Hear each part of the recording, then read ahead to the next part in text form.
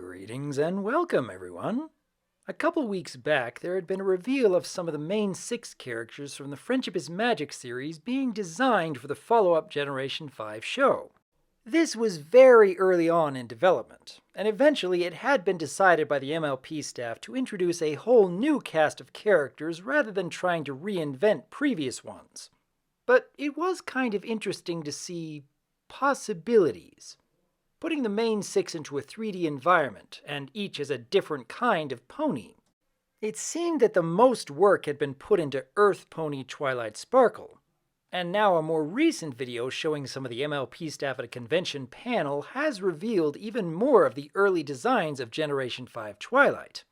And this piece in particular really intrigued me, because much like what we've seen with Izzy in adding more complex designs to unicorn horns, apparently there had been some tinkering with adding more complexity to fetlocks.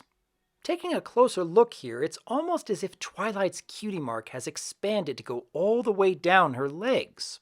Which makes me curious as to whether the initial plans for her character back then was to preserve at least a piece of her natural talent with magic, by perhaps making her the only Earth pony that had such an elaborate design. It would have made for a more interesting look overall. But I can completely understand why the MLP staff went back to a more simple look for the final designs in Generation 5. In fact, it's both kind of odd and a little fascinating looking back as to what might have been.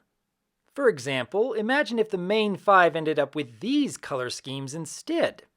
Zip with the various hues in red, Hitch with a lighter blue design. In fact, there were some ideas where he carried around a backpack and even a bandana to go along with his sheriff's badge.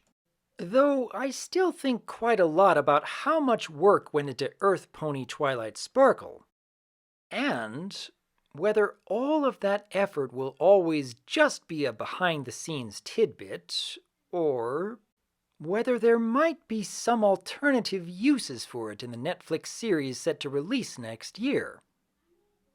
What do each of you think, though?